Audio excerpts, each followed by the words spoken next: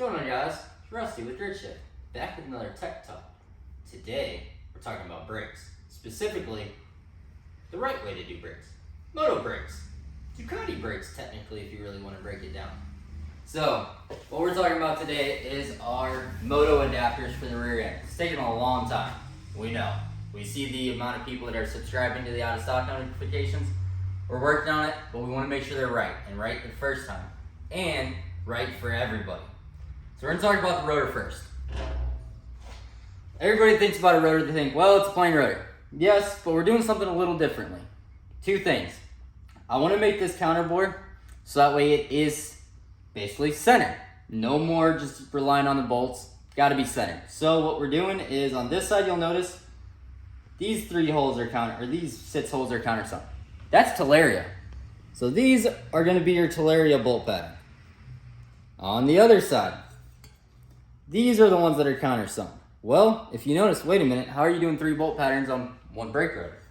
We got a ridge here.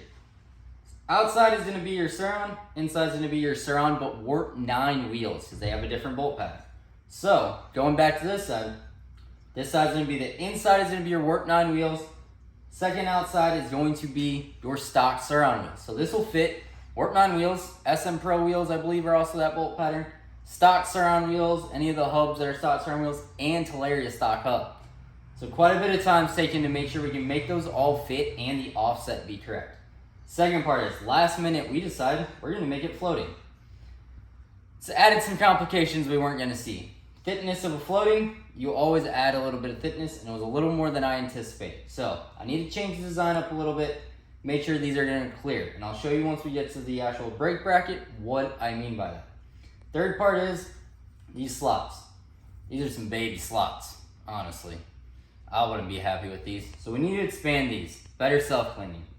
Gotta get them to clean out, because that's the biggest problem we notice is when you get in the junk, you'll lose your brakes. Gotta make sure you're gonna fly through it and not have that issue. So if we move on, let's look at the bike. On the bike right here, this is your little stock setup, you know. It's technically somebody's aftermarket, but it's real weak and flimsy. Look at that caliper size comparison.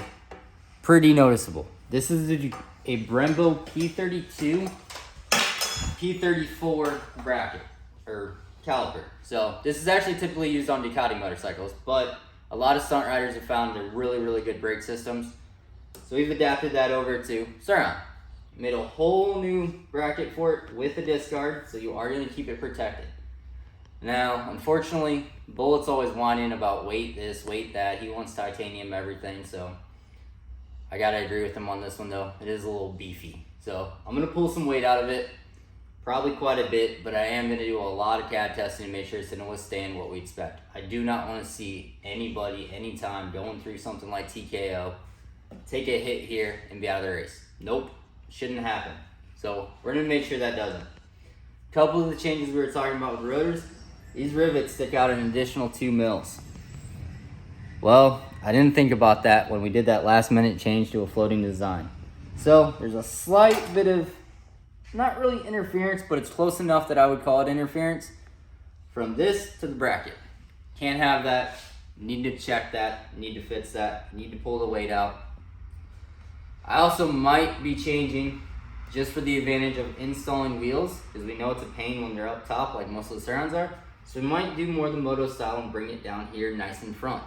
It's gonna make wheel swaps easier, gonna make tire changes anytime you gotta adjust your chain, just all that easier. And it's gonna protect this and keep it low and out of the way. So we got a couple more designs we're going with.